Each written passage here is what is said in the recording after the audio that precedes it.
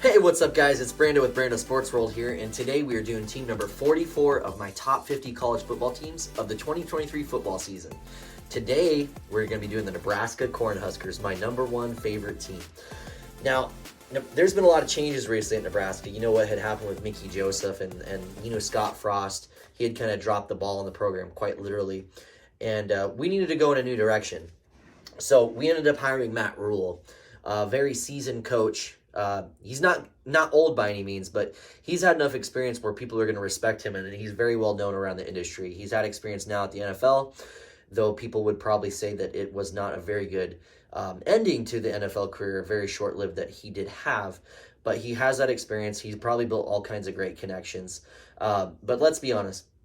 Matt Rule is a college coach through and through, and he does such a great job of just connecting with young men and just other people, boosters, admins. Just he's very well connected, and he's very approachable too. I've heard from several people, even recently at Big Ten Media Days, that they've talked about it, and just how great of a guy he is. He's done all kinds of interviews, and he makes time for everyone that he comes across. So he's very well appreciated. I just really think that he's done a great job this offseason ever since he has gotten hired.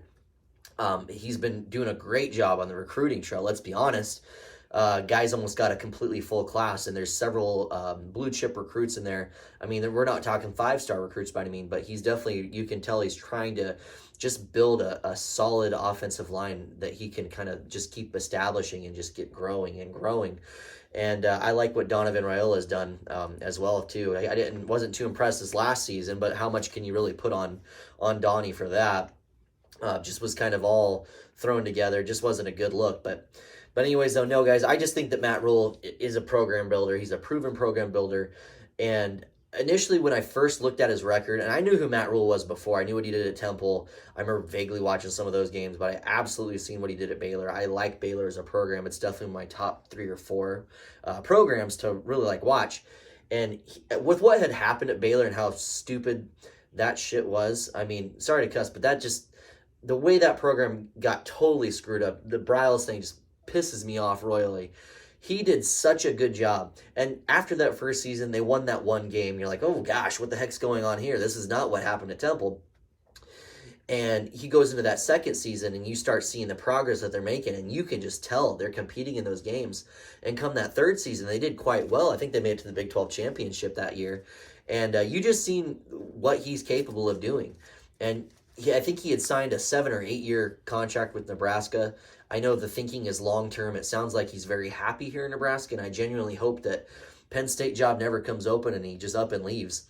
Unless he does horrible. In that case, go ahead and go play in Happy Valley or coach in Happy Valley. But just all kidding aside, I mean, it just almost sounds too good to be true. And us as Husker fans are telling ourselves, man, we've been burnt so many times. We just keep putting ourselves out there.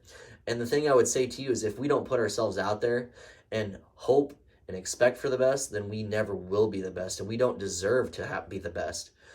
So I'll add one more quick notable here too. I was following along in the Big Ten Media Days, watching some of the coaches, and Matt Rule, one of the big things that really stepped out to me, obviously he talks really well about the players. He is just a good advocate and brought some really good advocates for the Nebraska program. But he talked about getting the fear back to Nebraska, to where people are afraid to see that on their schedule. I mean, that's kind of a summarize. I'm paraphrasing here, but to just see that Nebraska helmet, get that white helmet with a red end, and just know, hey, these guys are here to play, and they will strike fear in you. And I love that he had said that respect is not given, it's earned. And that's something that's so true. Respect is given and it's not earned. It's earned by working hard and just working at what you want to do in your life. And that goes with anything in life in general. So the way he had said that really just hit home for me. And I think a lot of you would agree with that as well, especially if you're a blue collar Husker fan such as myself. But it's really appreciated. And I just think he's saying all the right things. I'm extremely ecstatic to see how this unfolds. And I'm not going to tamper my expectations for what is possible. I want to have realistic expectations, but I also think that you need to shoot for the stars a little bit. And, just like you, and I'm sure this is true, you drink that red Kool-Aid every off season. I drink it. I drink so much red Kool-Aid that it's like just covering my face and you see all the red stain from it. And you just get so excited every offseason, and it finally seems like maybe, just maybe, things might be going in the right direction. But I tell you what, at the very least, all the pain and suffering that we were dealing with over the last several years with these consistent losing records, it shouldn't be hard to be 6-6. We're in the weaker division of the Big Ten, and that's going to be changing with these new additions of USC and UCLA, right? And with all the other talk of expansion with the Big 12 and Colorado moving on and just seeing these other dominoes that are going to forcibly be moved and fall over, you wonder if Oregon and Washington are going to end up coming to the Big Ten as well. They might go somewhere else, but if they do, they are probably some of the other two top premier programs of that Pac-12 conference with what's left of it. We had already basically demanded we get USC and UCLA, and we're taking those huge market shares and bringing it to Lincoln, or not Lincoln, but the Big Ten in general.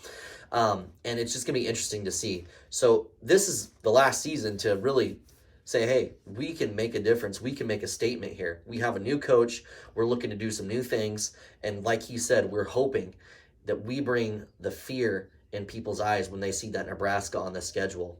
And that way they know that we're going to earn that respect. And we will get that respect. And we're going to show it game by game and preparing every single game, just like as if it's the game that we need to win to go on to the national championship. So just some quick perspective there. So just real quickly looking here, we obviously got a new defensive coordinator. I'm really excited to see kind of what happens with Tony White's defense in that 3-4. I know there's different variations and formations he can do with that 3-4 scheme. It's not always going to be like a 3-4 front. They're going to do it based on personnel, which obviously you're going to want to do that, especially in the Big Ten, and use it at the right times. But just kind of excited to see I watched some of Syracuse's games just to kind of see what that defense looked like, and there was some intense blitzing, and it came from various angles that you wouldn't expect it, and they did a really good job on that defense, and it was fun to watch too. So I think us as Black shirt fans, it would just be exciting to enjoy a defense that's passionate again and really just resonates through entire state, and it will. So we'll hold on to that here and pray that everything goes well. But I just think he won the offseason. It's time to see what he can do in the actual season. And my expectations personally is I could totally see this being a first-year type of thing, but he has the talent there. He said himself that there's talent on this roster. This is, in other words, it's paraphrasing. It's not like what he inherited over at Temple especially. It's not like what he inherited over at Baylor. That was just a complete shit show. So anyways, we'll see what I have written down for the record. I just think the bottom would probably be a 4-8 season. It can't get much worse than that, right? So let's dial in here, Husker fans. If you're still with me, and I appreciate it so very much, please like and comment and subscribe. I'm such a passionate Husker fan, and I really want to grow this channel so badly, and I would really appreciate your support. And I know you guys are out there, so thank you for that. Let's go ahead and get on it. First game of the season's at Minnesota. PJ Fleck is still the coach that everyone loves to hate, and I just say to myself, why don't we just keep loving hating him, and we'll just beat them. We'll beat them away. It'll be the first game of the season. Of course, Nebraska, it wouldn't be Nebraska without going to Ireland or something crazy with a Thursday type of game. But yeah, we'll go and play an away game at Minnesota, our conference rival, one of the conference rivals on our side of the division, and we're going to go beat them. We're going to beat them 30-20. It's going to be a close game, okay? And you might disagree with me. That's totally fine, but this could be a trend-setting game for the Huskers. If they win this game, gosh, how long has it been since we won our first game of the season even? I'd have to look it back, but it just doesn't seem like recently we've even won our very first game. Could you imagine if we won our first game? What if we won 2 or 3? Beat all the non-conference opponents. Gosh, imagine the dominoes that would follow that. Might even go bowling. Week 2, at Colorado. I don't believe for a second the hype that's around Deion Sanders. I think he's an overpaid... he did good at that level that he was at. Don't get me wrong, but I just feel like Deion Sanders and this Colorado train are about to get derailed, and I think the Huskers do some serious derailing. I think Colorado starts out 0-1, and I think after this game they're going to be 0-2. And I got the score, a big old whooping in Colorado, and we're going to win 34-13. So by at least 3 touchdowns, and we're going to go home. But watch out for your cars and vehicles. Hopefully your tires aren't punctured, but you know how those Colorado fans are. Anyways, week 3, we're off to a really great start. It's been a while since we won 2 games in a row, and why not make it 3? We were going against Northern Illinois, the Fighting Huskies. There's not much to be said here, guys. It's just going to be an easy win at home for us. Northern Illinois used to be good several years ago. They're definitely not the same. I think their quarterback is Rocky Lombardi, if I'm not mistaken. Obviously, he was a Michigan State head coach, Michigan State quarterback several years ago that we had beaten in that big snow game. It was like Scott Frost's only decent win his entire tenure here. So, anyways, we win that game, guys, 34-20. There's more to be said than I thought. Week 4. Louisiana Tech, kind of the same thing here. They might give us a little bit of fight in the beginning. And don't get me wrong, I'm not trying to drink too much of that Kool-Aid. It just sounds way too good to be true, doesn't it? But we beat Louisiana Tech at home. We start the season 4-0, and we win 38-17 pretty handily. Now we're starting to say, hey, what's going on? I mean, there's something going on in Lincoln. And what game is next but a game against Michigan at home? At home. So there's a chance. You're telling me there's a chance? There's a chance. Okay. So we go up against Michigan. Sounds like, and I have to do my research again on this one, but it sounds like Michigan's head coach, Jim Harbaugh, won't be there for the first 4 games. Ironically enough, he comes back against Nebraska. Side note, why don't they ban him if they're going to do these recruiting violations and stuff like that? Why is it always the non-con games? And of course they play a bunch of peons, so of course they're going to be 4-0 coming to this damn game, right? But they're going to come back. He'll come back, and of course he'll play against Nebraska. I'd like to say that's because they're scared of us. Why not? We put them at the ropes 2 years ago if it wasn't for a stupid fumble that arguably could have been called, the play could have been called dead, but it wasn't. They escaped out of there, let's be honest. But last year they did take it to us. They whooped our asses. They whooped our butts. But I just think that they're way too deep of a team. Michigan's expected to do really good. Obviously, they were in the college football playoff last year.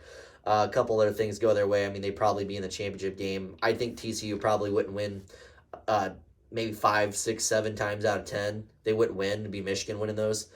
And I just have Michigan beating us 38-24.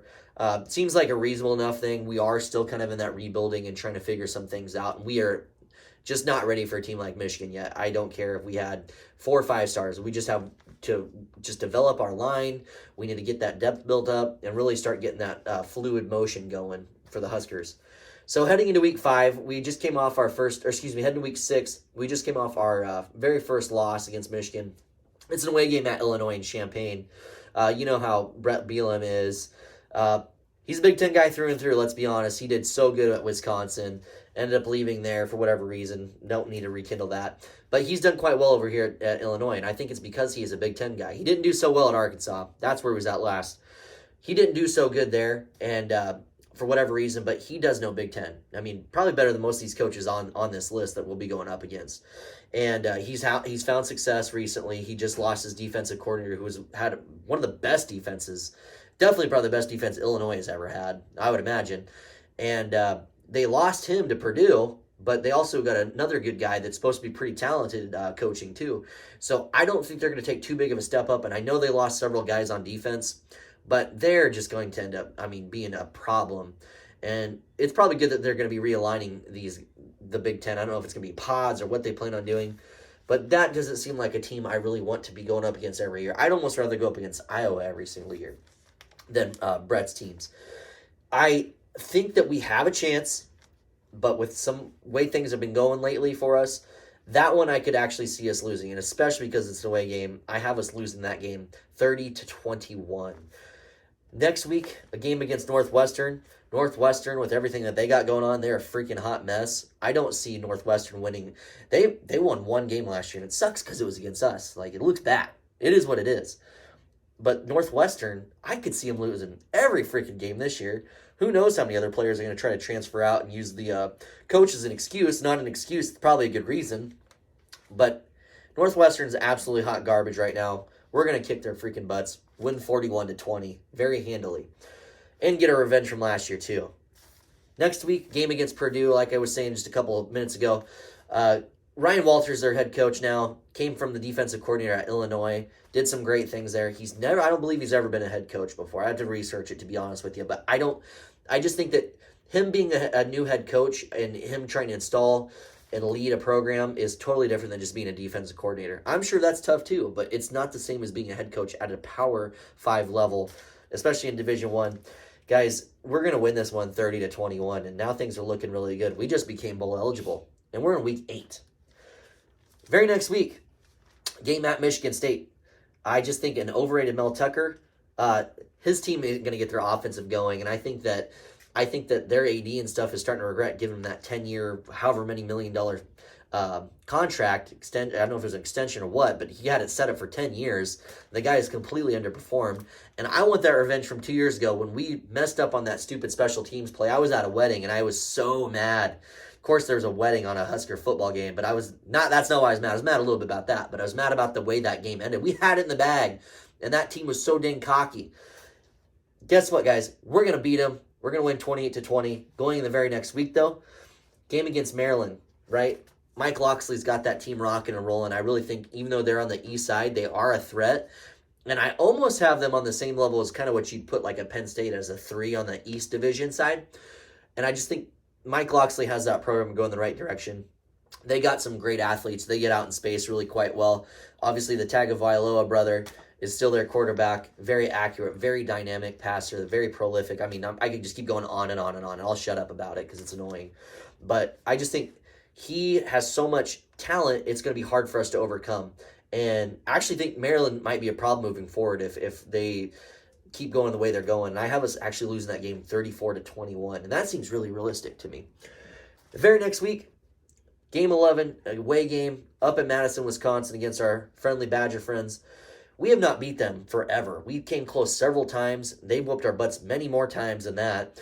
But I just think with Luke Fickell taking over it, guys, he is a heck of a coach, let's be honest. It sounded like maybe we had an option to maybe interview at least Luke Fickell. I don't know how that worked. It wasn't there. It wasn't a fly on a wall. But he's a great coach. He took Cincinnati, group of 5 team, straight. I think the first group of 5 team, I'm pretty confident in that went to the college football playoff. They got spanked by Alabama, but it's Alabama. They did not have the depth or anything to keep up with those guys. And like I said, they got spanked. But the point is, he did a great job. He took them to the college football playoff, and he made an appearance. More than most coaches can say. Other if your name's not Dabo Swinney, Nick Saban, or Kirby Smart, maybe Ryan Day. Doesn't matter. So anyways, guys, I just think this is going to be a tough one. I would like to say we have an opportunity just because we're both going to have first-year head coaches. But I think Luke Fickell is going to end up getting it done. I just think that their defense is going to be very good. A lot of people are going to be talking about their offense and how it's so much different than what they used to run. They're going to run the heck out of Braylon Allen still. He's a beast, let's be honest. But I just think that defense is going to be more improved, and it's easier to install a new defense than it is the offense. And I think that they're going to do quite well on that defensive end. And I have us losing that game 24-17. And I want to beat them so bad, guys. I want to beat them so bad. But I don't see it in the cards right now. Very next week, game against Iowa Hawkeyes. Great we won the Heroes Trophy last year. It was nice to finally see us carry that damn thing around and just showing it off to the entire stadium of Kinnick. And just really appreciate that woman at the end that was just flipping off our Huskers while we were holding it right in her face. And she was just booing at them. That was so funny seeing her reaction, wasn't it? You guys loved it too, I know. But guys, they're going to want revenge on us. This is a home game for us, right? And it almost seems too good to be true that we finally snapped them and beat the Birds, right? But I just think that now that they have a good quarterback, they will be a little bit more of a problem. And I'm trying to be unbiased here. But, excuse me, guys, Kirk Ferentz, great coach, been here in the Big Ten, 50 years, 40, something like that, 25. Okay, there's nepotism for sure with Brian Ferentz, a horrible offensive coordinator, but how good of an offensive coordinator is he going to be being able to open up that playbook a little bit more when he has a quarterback that's not a freaking statue? Spencer whatever his name is, Petrus, Nathan Stanley, freaking statues. So anyways, they got a quarterback. They got Cade McNamara from Michigan transfer. He did quite well over there at Michigan. Not as good as J.J. McCarthy. Don't matter. They got him. And I just think they're going to make a big difference. He's going to make a big difference just in general for the Iowa offense. And that could be the difference. Man, Iowa would have been a great team. That defense is scary good. Unless Trey Palmer's on the as a receiver against your defensive backs, in which case he's going to burn you left and right and left and up and down. But point being is that they're going to have a new quarterback. It's going to be very tough on us, especially with us with new changes. They have a system in place that they're going to do. I think their defense they lost pieces, but they still have pieces. They're going to get new pieces. They're going to coach them up, and they're going to do some really great things. Excuse me. As much as I hate to say it, guys, I think we lose a freaking close game again, a one-score game. But luckily, most of the season, we won some of our games, and they're not one-score losses. This is going to be one of the only one-score losses, so praise God about that. We lose this game, though, guys, 24-21. I hate saying it. I'm sorry, Husker Nation. But it just sounds too good to be true to win 8 games. So, in total, we won 7-5. That's my record prediction, is 7-5. And I think that's very fair. It seems unrealistic because we haven't been able to win 6 wins. I feel like we have competent coaching now. He did the offseason great. Let's see how he does this season. And I don't want to count my chickens before they hatch, guys, but I want a lot of chickens. So what I got here is a 7-5 record for our Nebraska Cornhuskers, and I'm going to be starting to drink that Kool-Aid. We're less than a month away. I can't be more excited, and I'm sure you feel the exact same way, guys. But again, if you're still here listening to the video, I sincerely appreciate it. Please like, definitely subscribe, comment down below, especially if you're a Husker fan. Guys, watch some more of these videos with me today. I'm gonna start going down. I think we're at 44. We're gonna go all the way down to number 1, and I want to say I thank you very much, and I hope that you follow each one of them with me and keep supporting me along the way. So, anyways, guys, that was my prediction for our Nebraska Cornhuskers. I really hope you enjoyed the video, and we'll catch you on the next one.